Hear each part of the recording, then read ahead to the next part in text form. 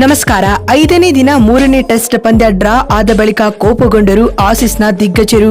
ನಂತರ ನೀಡಿದರು ದೊಡ್ಡ ಹೇಳಿಕೆ. ಹಾಗಾದರೆ ಸುದ್ದಿಯ ಸಂಪೂರ್ಣ ಮಾಹಿತಿ ಏನು?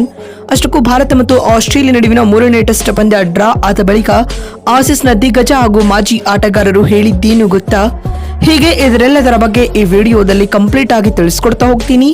ಆದ್ದರಿಂದ ದಯವಿಟ್ಟು ಈ ವಿಡಿಯೋವನ್ನ ಕೊನೆವರೆಗೂ ನೋಡಿ. ಹೌದು, ಬ್ರಿಸ್ಬೇನ್ನ ಗಾಬಾ ಅಂಗಳದಲ್ಲಿ ನಡೆದ ಬಾರ್ಡರ್ ಗವಸ್ಕರ್ ಟೆಸ್ಟ್ ಸರಣಿಯ 3ನೇ ಟೆಸ್ಟ್ ಪಂದ್ಯವು ಡ್ರಾನಲ್ಲಿ ಅಂತ್ಯಗೊಂಡಿದೆ ಸ್ನೇಹಿತರೆ. ಇದರೊಂದಿಗೆ ಇದೀಗ 5 ಪಂದ್ಯಗಳ ಟೆಸ್ಟ್ ಸರಣಿಯು 1-1 ಅಂತರದಿಂದ ಸಮಬಲಗೊಂಡಿದೆ. ಇನ್ನು ಇದಕ್ಕೂ ಮುನ್ನ ಈ ಒಂದು ಪಂದ್ಯದಲ್ಲಿ ಟಾಸ್ ಸೋತು ಮೊದಲು ಬ್ಯಾಟಿಂಗ್ ಮಾಡಿದ ಆಸ್ಟ್ರೇಲಿಯಾ ತಂಡಕ್ಕೆ ಸ್ಟೀವ್ ಸ್ಮಿತ್ ಹಾಗೂ ಟ್ರಾವಿಸ್ ಹೆಡ್ ತಲಾ ಶತಕಗಳನ್ನು ಬಾರಿಸುವ ಮೂಲಕ ಆಸರೆಯಾಗಿ ನಿಂತರು. ಪರಿಣಾಮವಾಗಿ ಆಸ್ಟ್ರೇಲಿಯಾ ತಂಡವು ಮೊದಲ ಇನ್ನಿಂಗ್ಸ್ನಲ್ಲಿ 445 ರನ್ ಗಳಿಸಿ ಆಲ್ಔಟ್ ಆಯಿತು. ಟೀಂ ಇಂಡಿಯಾ ತಂಡದ ಪರ ಜಸ್ಪ್ರೀತ್ ಬುಮ್ರಾ 6 ವಿಕೆಟ್ ಪಡೆದುಕೊಂಡರು. ಇದಾದ ಬಳಿಕ ತನ್ನ ಮೊದಲ ಇನ್ನಿಂಗ್ಸ್ ಆರಂಭಿಸಿದ್ದ ಟೀಂ ಇಂಡಿಯಾವು ಪೆವಿಲಿಯನ್ ಪರೇಡ್ ನಡೆಸಿತು. ಆದರೆ ಕೆಎಲ್ ರಾಹುಲ್ ಹಾಗೂ ರವೀಂದ್ರ ಜಡೇಜಾ ಸಿಡಿಸಿದ ಅರ್ಧಶತಕಗಳ ನೆರವಿನಿಂದಾಗಿ ಹಾಗೂ ಕೊನೆಯಲ್ಲಿ ಆಕಾಶ್ ದೀಪ್ ಮತ್ತು ಬುಮ್ರಾರವರ ಅದ್ಭುತ ಆಟದ ನೆರವಿನಿಂದಾಗಿ 260 ರನ್ ಗಳಿಸಿ ಇನ್ನಿಂಗ್ಸ್ ಮುಗಿಸಿತು ಸ್ನೇಹಿತರೆ. ಇದರೊಂದಿಗೆ 190ಕ್ಕೂ ಅಧಿಕ ರನ್ಗಳ ಹಿನ್ನಡೆಯನ್ನ ಕೂಡ ಭಾರತ ತಂಡ ಪಡೆದುಕೊಂಡಿತು. ಮತ್ತು ಇದಾದ ಬಳಿಕ 2ನೇ ಇನ್ನಿಂಗ್ಸ್ ಆಡಿದ ಆಸ್ಟ್ರೇಲಿಯಾ ತಂಡವು 87 ರನ್ಗಳಿಗೆ 7 ವಿಕೆಟ್ ಕಳೆದುಕೊಂಡಿದ್ದಾಗ ಇನ್ನಿಂಗ್ಸ್ ಡಿಕ್ಲೇರ್ ಘೋಷಿಸಿತು. ಇದರೊಂದಿಗೆ ಟೀಂ ಇಂಡಿಯಾಗೆ 3ನೇ ಟೆಸ್ಟ್ ಪಂದ್ಯವನ್ನು ಗೆಲ್ಲಲು 275 ರನ್ಗಳ ಟಾರ್ಗೆಟ್ ನೀಡಲಾಗಿತ್ತು.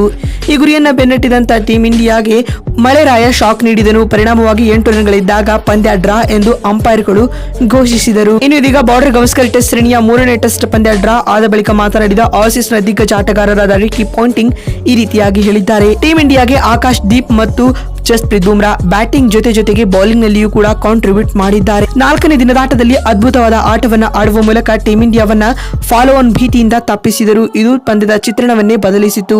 ಹೀಗಾಗಿ ಬುಮ್ರಾ ಹಾಗೂ ಆಕಾಶ್ ದೀಪ್ ಟೀಂ ಇಂಡಿಯಾದ ಮ್ಯಾಚ್ ವಿನ್ನಿಂಗ್ ಆಟಗಾರರಾಗಿರುತ್ತಾರೆ ಎಂದು ರಿಕಿ ಪಾಂಟಿಂಗ್ ತಿಳಿಸಿದ್ದಾರೆ. ಮತ್ತು ಮಾತು ಮುಂದುವರಿಸಿದ ಅವರು, ಆಸ್ಟ್ರೇಲಿಯಾ ತಂಡ ಈ ಪಂದ್ಯವನ್ನ ಸುಲಭವಾಗಿ ಗೆದ್ದುಕೊಳ್ಳಬಹುದಾಗಿತ್ತು, ಆದರೆ ಗೆದ್ದಿರಲಿಲ್ಲ. ಇದು ನನಗೆ ನಿರಾಸೆಯನ್ನ ಉಂಟು ಮಾಡಿದೆ ಎಂದು ರಿಕಿ ಪಾಂಟಿಂಗ್ ಹೇಳಿದ್ದಾರೆ. ಮತ್ತು ಇದಾದ ಬಳಿಕ ಮಾತನಾಡಿದ ಆಡಮ್ ಗಿಲ್ಕ್ರಿಸ್ಟ್ ಅವರು ಹೀಗೆ ಹೇಳಿದ್ದಾರೆ.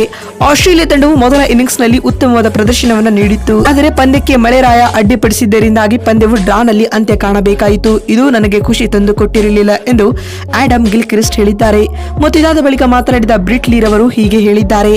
ಭಾರತ ತಂಡದ ಪರ ಫಸ್ಟ್ ಇನ್ನಿಂಗ್ಸ್ ನಲ್ಲಿ ಕೆಎಲ್ ರಾಹುಲ್ ಮತ್ತು ರವೀಂದ್ರ ಜಡೇಜಾ ಉತ್ತಮವಾದ ಬ್ಯಾಟಿಂಗ್ ಪ್ರದರ್ಶನವನ್ನು ಪ್ರದರ್ಶಿಸಿದ್ದಾರೆ. ಅದಲ್ಲದೆ ಕೊನೆಯಲ್ಲಿ ಆಕಾಶ್ ದೀಪ್ ಮತ್ತು ಜಸ್ಪ್ರೀತ್ ಬುಮ್ರಾ ಕೂಡ ಉತ್ತಮವಾದ ಆಟವನ್ನು ಆಡಿದ್ದಾರೆ. ಆದ್ದರಿಂದಲೇ ಟೀಂ ಇಂಡಿಯಾವನ್ನ ಫಾಲೋ ಆನ್ ನಿಂದ ತಪ್ಪಿಸಿದರು ಎಂದು ಬ್ರಿಟ್ಲಿ ಹೇಳಿದ್ದಾರೆ. ಸ್ನೇಹಿತರೆ, ನೋಡಿದ್ರಲ್ಲ, ಭಾರತ ಮತ್ತು ಆಸ್ಟ್ರೇಲಿಯಾ ನಡುವಿನ 3ನೇ ಟೆಸ್ಟ್ ಪಂದ್ಯ ಡ್ರಾ ಆದ ಬಳಿಕ ಆಸೀಸ್ನ ದಿಗ್ಗಜರು ಹೇಳಿದ್ದೇನು ಅಂತ ತಿಳಿಸಿಕೊಡುವ ನಮ್ಮ ಈ ಪ್ರಯತ್ನ ನಿಮಗೆ ಇಷ್ಟವಾಗಿದ್ದಲ್ಲಿ ತಪ್ಪದೆ ಈ ಕೂಡಲೇ ಈ ವಿಡಿಯೋಗೊಂದು ಲೈಕ್ ಮಾಡಿ.